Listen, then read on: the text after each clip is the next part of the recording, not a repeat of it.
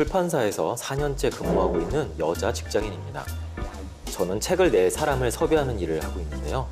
얼마 전 소설계에서 아주 유명한 작가님과의 계약을 성사시키라는 대표의 명을 받았습니다. 그 작가님은 처음 소설을 낼 때부터 한 출판사에서 쭉 출판을 하고 있거든요. 제가 보기엔 저희 출판사에서 책을 낼 것 같지 않았어요. 하지만 찾아갔습니다. 2시간 동안 미팅을 하며 설득을 했지만 그동안 함께 책을 내온 출판사를 배신할 수 없다며 거절하시더라고요. 그 마음 충분히 이해했습니다. 그래서 좋은 책 내시라고 마무리를 하고 출판사로 들어왔는데요. 대표가 저에게 말하더군요. 너는 직업 정신이 없는 것 같아. 네가 하는 일이 뭐라고 생각하냐? 작가를 설득해서 우리 출판사에서 책을 내게 하는 거 아니야? 근데 고작 2시간 설득하고 돌아왔다고? 이거 문제가 있다고 생각하지 않니? 설득해서 될 것 같으면 설득하죠. 근데 절대 안 될 이유가 있지 않습니까? 그래서 못하겠다고 이번 건은 포기하라고 말했는데요. 대표는 저를 볼 때마다 직업 정신을 운운합니다. 저 정말 직업 정신이 없는 건가요? 네. 굉장히 아주 유명한 작가님께서 원래 기존 출판사와의 어떤 인연 그런 것 때문에 다른 출판사에서는 좀 내기가 좀 그래요 라고 말씀을 해주신 상황이고, 근데 회사 입장에서는 너 그게 직업정신이 있는 사람이 하는 태도냐 라고 얘기가 나왔어요. 와, 굉장히 어려운 상황인 것 같아요. 출판업계에서 뭐 일을 하시지 않았기 때문에 이 상황에 대해서 잘 모르시겠지만 어찌됐든 어떤 상황이라고 보이세요? 설득이 가능할까요? 남일 같지 않아요, 사실. 이 그래요? 사람들은. 안 그럴 것 사겠다고 같기도 하는 하네요. 예, 고객을 맞네요. 다 쫓아가서 예. 사게 만들어야 돼요. 내가 사던 게 있는데. 그럼요. 예. 거래하던 업체가 있는데 왜 너랑 거래해야 돼? 약간 이 개념인 거죠, 사실은. 근데 저는 이럴 때 그냥 되게 앓는 소리하고 인정해요. 제가 여력이 불려서 능력이 부족해서 도저히 안 되는 것 같습니다. 대표님 당신의 능력을 보여주세요. 그렇죠. 저 혼자 도저히 안 될 것 같습니다. 같이 가서 한번 도와주시면, 아니면 한번 보여주시면, 아니면 저보고 어떻게 하라고 쭉 가이드를 주시면 제가 그 다음은 다 해볼게요. 근데 그 도저히라는 개념이 지금 2시간이라는 거죠. 그렇죠. 근데 저도 보면서 생각했던 게 4년 차예요.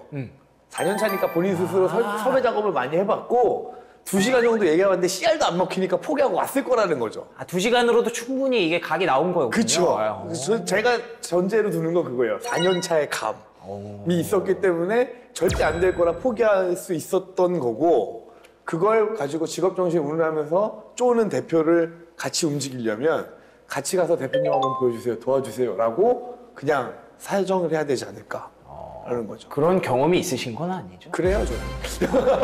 저 그래요. 실제로 고객들이 뭐 인사솔루션도 팔지만 ERP 영업도 같이 해서 이제 왜 안 돼? 뭐 하는 거야? 영업에 가서 팔아와야지 뭐 하는 거야? 이런 얘기 너무 회사 얘기 많이 하는데?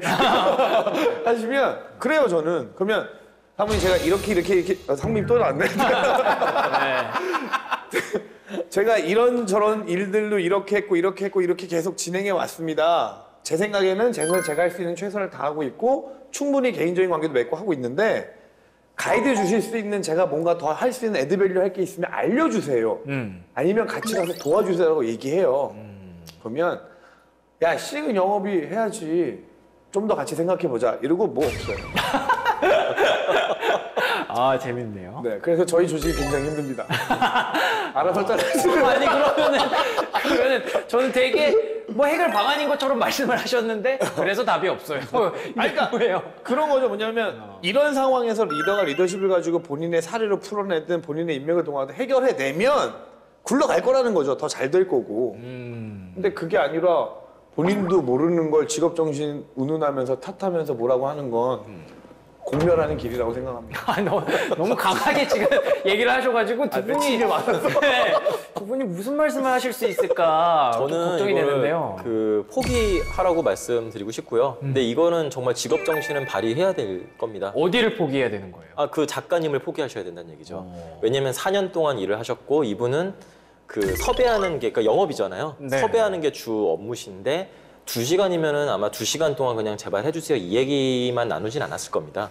아마도 더 좋은 조건을 제시했을 거고 그렇겠죠. 어떻게든 뭐 또 대표님 지시가 있었으니까 어떻게든 끌어오기 위해서 갖은 수단을 썼을 거예요. 그럼에도 불구하고 이 작가님도 직업 정신이 있으시기 때문에 직업 윤리가 있으시기 때문에 아 나는 여기를 배신할 수는 없다 딱 이런 입장이잖아요. 그렇다면은 그럼 이제 대표는 말하죠. 너 이 작가 어떻게든 해. 그 이유가 뭐겠습니까? 어떻게든 이 출판사에 매출을 올리기 위한 거잖아요. 책을 더 뭔가 많이 판매를 하고 그렇다면은 그 작가에 버금가는 다른 작가분을 섭외해야죠. 또는 그 작가가 아니더라도 충분히 어떤 그런 그 책 판매 부스가 많을 만한 그런 어떤 아이템을 발굴을 해야 되겠죠. 그런 쪽으로 직업 정신을 더 발휘해서 어떻게든 찾아내는 게 저는 맞다. 대안을 제시해라. 맞습니다. 예. 무슨 말씀이신지 이해가 되겠습니다. 저는 뭐 직업 정신보다는 처세의 좀 이슈일 것 같아요. 그래요? 네, 왜냐면은 저는 들으면서 어떤 생각이 들었냐면은, 그러니까 저도 반대로 역으로 그 작가의 직업 정신, 이제 그러니까 뭐 속된 말로 우리나라 말로 의리라고 했잖아요. 몇 년 동안 같이 자기가 뭐 거기서 출판을 계속 했다라는 거는 꼬꼬마 때부터 지금의 성장하기까지 그 출판사가 어쨌든 자기의 책을 믿고 계속 출판해준 그거에 대한 보답으로 계속 쓰고 있는 의리가 있을 거예요. 근데 그 의리를 돈이나 그런 걸로 절대 밀 수 없다라는 건 아까 그 영업 담당자의 감으로도 있을 거고. 근데 이걸 들으면서 저는 반면에 그러면은 예를 들어서 대표이사가 직업 정신이 없다는 소리를 하지 않게끔 하려면 어떻게 해야 되는가라는 걸 생각해 봤을 때 2시간 갔다 오고서 안 됩니다라고 하는 거는 대표이사가 봤을 때는 고작 2시간? 라는 말이 나올 수밖에 없어요.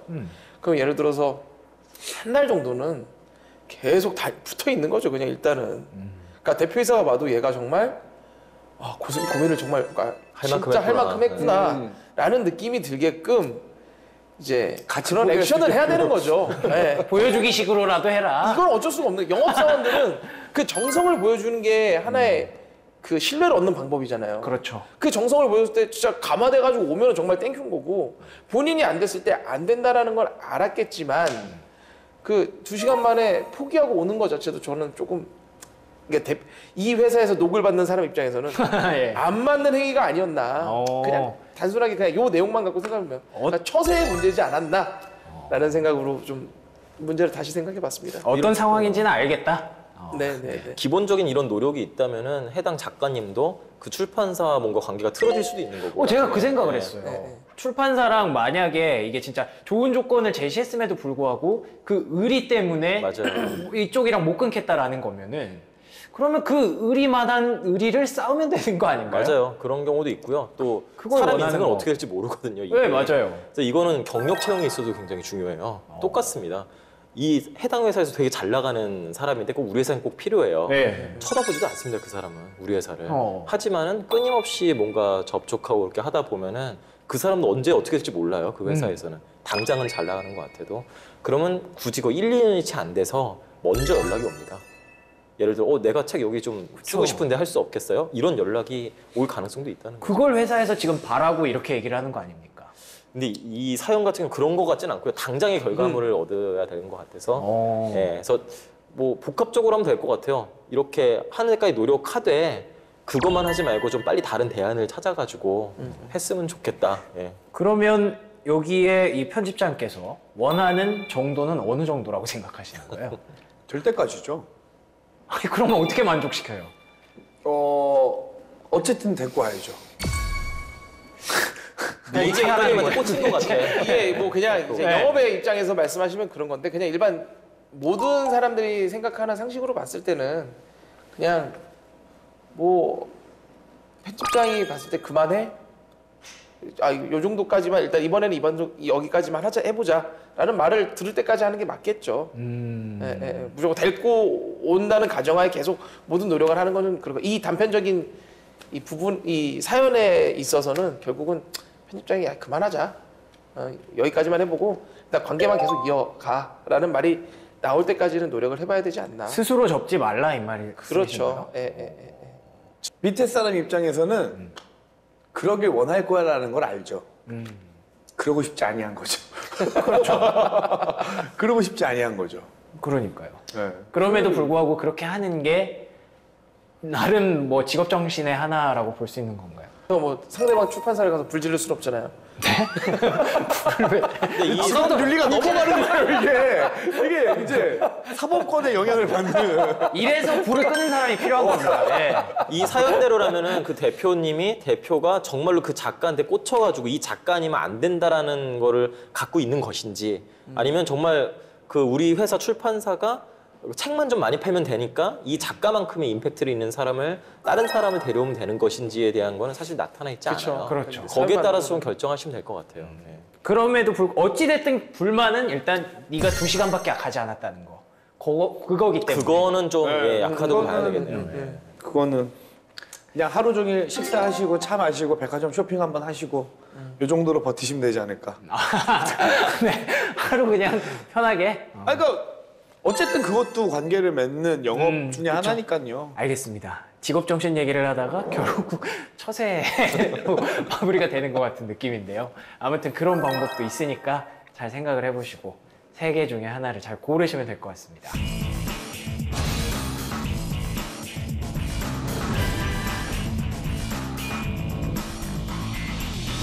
3년차 남자 직장인입니다. 요즘 소확행이 유행이더군요. 저도 행복해지고 싶어 대세를 따르려고 했는데 소확행, 결국은 돈이더군요. 뭘 하려고 해도 돈이 듭니다. 그런데 제가 집에 갚아야 할 빚도 많고 저의 학자금 대출도 갚아야 하고 월세도 내야 하고 이것저것 빼고 나면 돈이 거의 안 남거든요. 저는 소확행도 누리지 못하는 걸까요? 돈 없이도 누릴 수 있는 소확행은 뭐가 있을까요? 이거 좀 사연의 주인공이 잘못 갔네요. 얘기해 주세요. 돈이 없을 때 누릴 수 있었던 소확행. 그때 당시에 이제 땡겨 쓰셨을 때. 아, 신입사원. 정말 라면을 많이 먹고. 라면 먹는 게 소확행이지. 소확행이었나요? 얘는 뭐 그때 좀 배웠던 것 같아요. 네, 그때 경험으로 관점을 계속 내가 변화를 줘야 된다. 이런 거. 아마 우리가 게임을 좋아하는 이유가 딴 게 아니더라고요. 제가 보니까 이게 바로 눈에 보이는 소소한 목표를 깨는 거. 그러니까 퀘스트, 레벨을 올리고, 그다음에 아이템을 장착하고. 돈이잖아. 근데 저의 조건은 현질은 안 해요. 아, 중요한 조건. 현질은 절대 안 한다. 남자니까. 그렇죠. 아, 남자요? 예, 예. 노력으로 제가 게임을 퀘스트를 깬다. 약간 이런 거잖아요. 그러니까 이미 저는 퀘스트가 생겨버린 거예요. 빨리 그러니까요. 이 단기적인 고율의 이자를 갚아야 된다는 퀘스트가 생기니까 그게 어떻게 보면은 그걸 관점 바꿨더니 아 이거를 다 깬 다음에 나중에는 진짜 돈 모아서 이제 여행을 아까 말했듯이 뭐 여행을 가거나 다른 목표를 이제 세우게 된 거죠. 그러면 결국 돈 없을 때 누릴 수 있는 소확행은 없다 이 없죠. 말씀이십니까? 돈 없는데 뭘 누려? 없죠. 그것 자체를 관점을 바꿔서 아 내가 이런 거를 갚을 수 있고 학자금도 언젠간 갚게 돼요. 다 조금씩 계속 봐요. 매일 저는 봤어요. 그래서 아 오늘 이렇게 얼마 쌓여서 탕감을 어느 정도 했구나 빚을 내 인생이 가벼워지고 있다라는 거를 계속 데일리로 그걸 소확행으로 삼아라. 소확행을 그 자체를 나중에 미래에 또 여행을 가야지 이런 거 계획하는 것들 그런 것들. 계획도 해놓고 동시에 네. 계획도 해놓은 동시에 지금 나의 주머니도 조금 사정을 조금씩 오늘 하루 그래도 한 5만 원 갚았구나 뭐 이런 마인드로 장난삼아 말씀하시긴 했지만 근데 진짜 돈 없을 때 할 수 있는 소확행 뭐가 있을까라는 생각이 들기는 합니다.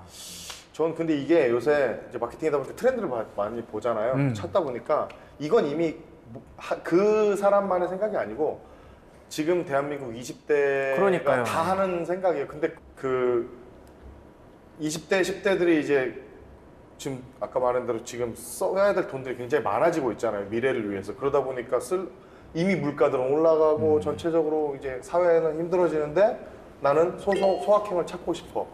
근데 그래갖고 나오는 이제 그 현상이 그런 것 같아요.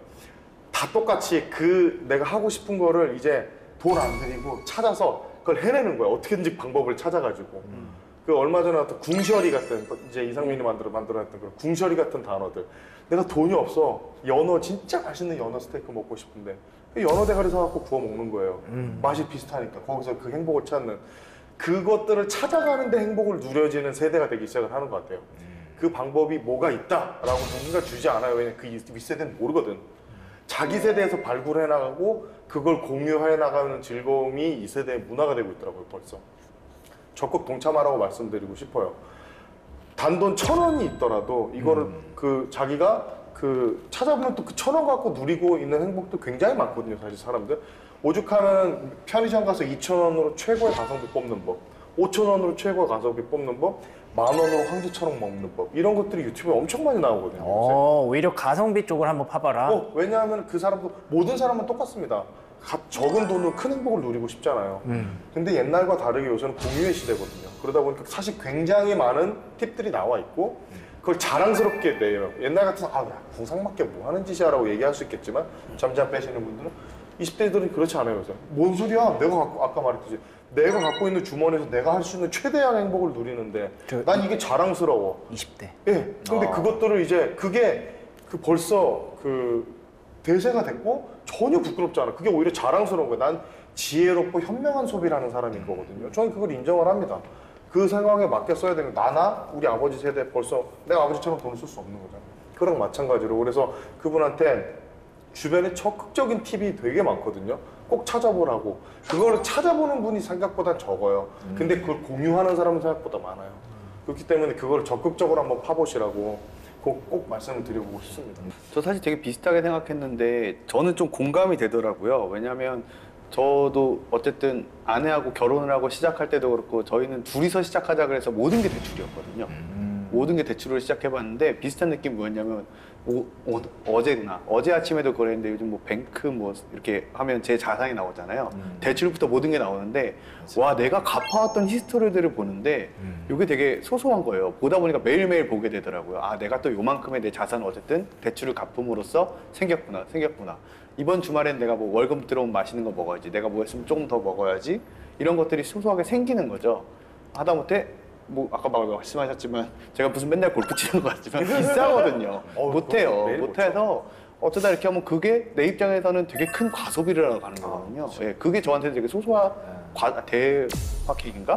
설레지. 저는. 나름 설레거든요. 그래서 설레는 거를 자꾸 만들려고 노력을 하거든요. 소소하게. 그래서 이분도 이것도 생각 조금만 바꾸시면 아 이거 언제 갚아 하면 되게 불행한 건데 오늘 요만큼 갚았어 이번 달에 요만큼 갚았어 하면 그것도 되게 행복하더라고요. 나에게 또 자산이 생겼어. 이것도 어쨌든 가면 시간 지나고 나서 10년 지나면 아무 일도 아니거든요. 솔직히. 나중에 생각해보면 아무 일도 아닐 건데 지금 나 불행해 하실 필요는 없고요. 이거조차도 지금 나한테 행복한 거 소소하다 행복하다 조금만 생각 바꿔주는 게 달라질 것 같아서. 알겠습니다. 원효 대사가 되라. 이제 이분의 기준에서는 지금 뭐 소확행을 누릴 수 있는 방법이 없다라고 봐야 될 것 같아요. 그러니까 그 기준을 좀 바꿔서 이제 이것도 소확행이고 저것도 소확행이고 또 가성비를 또 누려보는 것도 그것도 소확행이니까 다른 소확행들 한번 찾아보시기를 말씀을 드리도록 하겠습니다.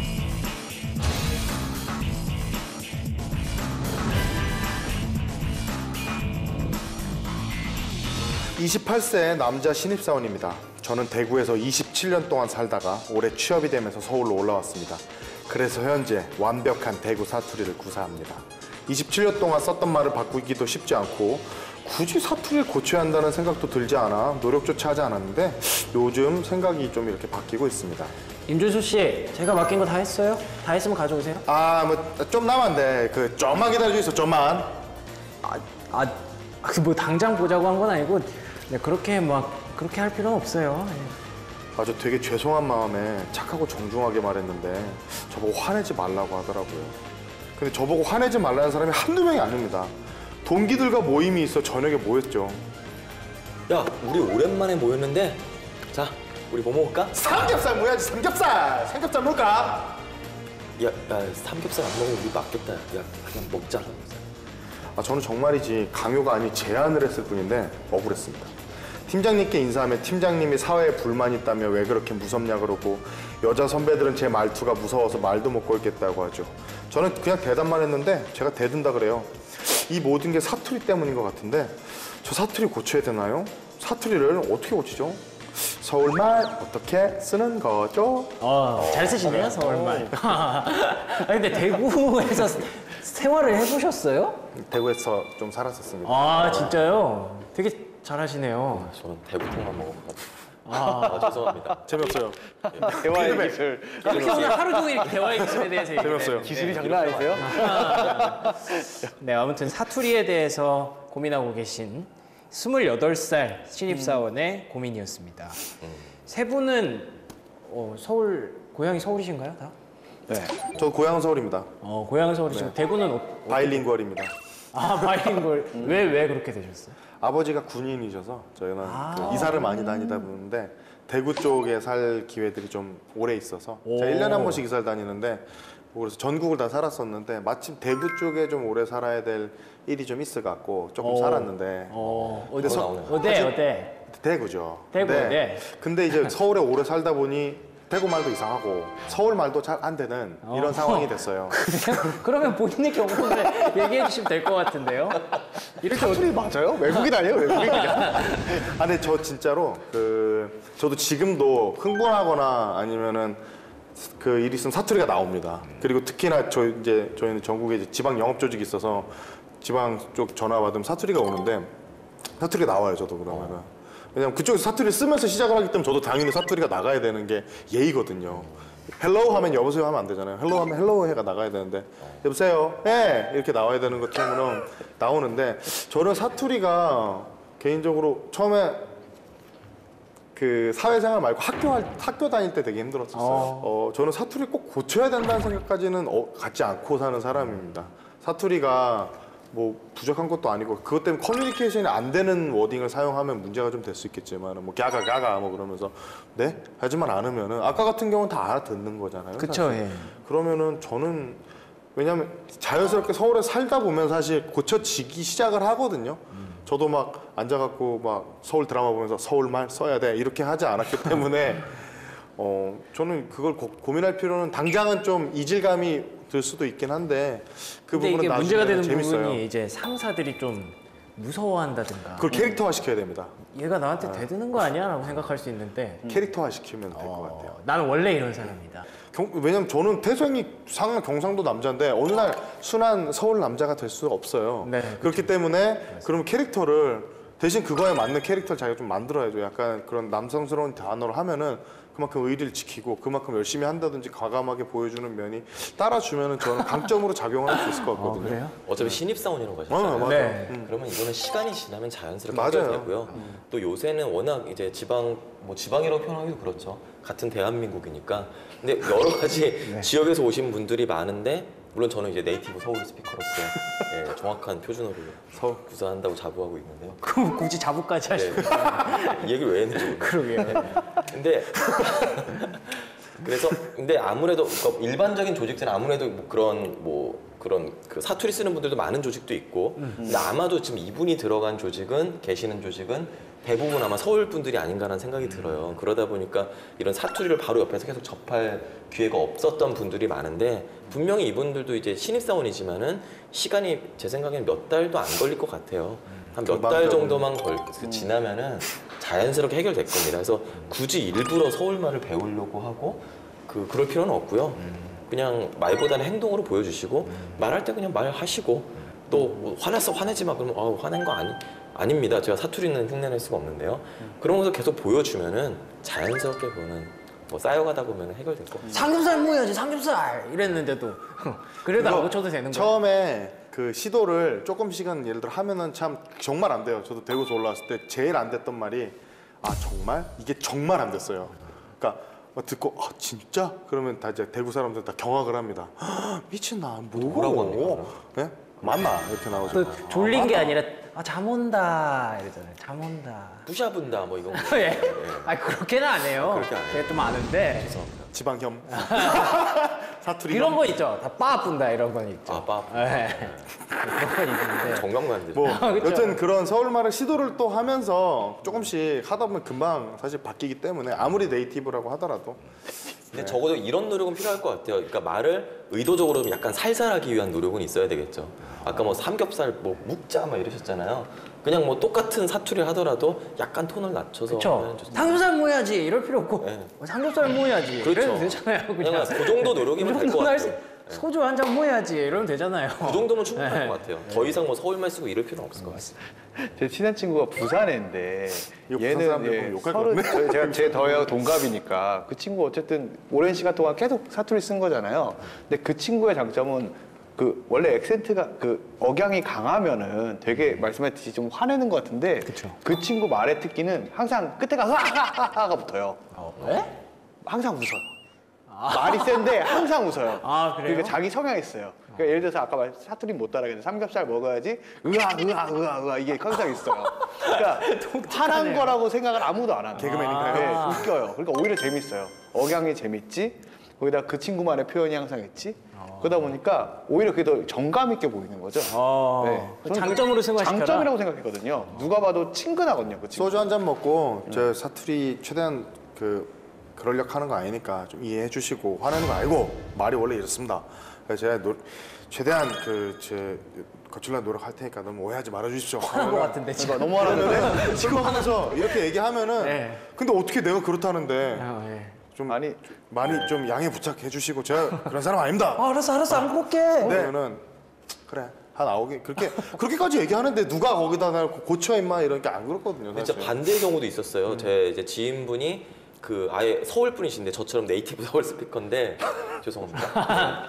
부산으로 아예 회사를 발령받으셔서 부산에서만 진짜 10년 넘게 이제 계신 분이 계셨어요. 근데 정말 그 사투리를 한 번도 안 써보신 분인데 언젠가 만났는데 정말 부산 사투리 계속 쓰고 계신 거예요. 근데 그분한테 여쭤보니까 처음에 부산 갔을 때 서울말 쓴다고 뭐가 얌체 같다, 뭐 이 사람 믿음이 안 가겠다. 시장 가면 안 깎아줘요. 네, 진짜 이런 말까지 들었다고 합니다. 시작하면 그러면서 안 깎아줘요. 본인도 고민하면서 일부러 이제 따라할 생각은 못했는데 또 시간이 지나니까 자기도 모르게 왜냐면 들리는 언어가 그거니까 자연스럽게 그게 나온다고 아니 하더라고요. 미국 10년 살면 영어 잘하는데 그 당연히 그 정도면 해야죠. 그렇게 사는데. 서울 깍쟁이라 하잖아요. 서울 깍쟁이. 네, 그런 말 많이 들었다고요.